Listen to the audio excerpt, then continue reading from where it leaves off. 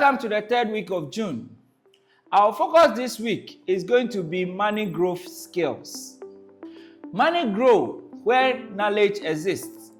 And this week, introduce basic investment skills and practical financial principles suitable for young people.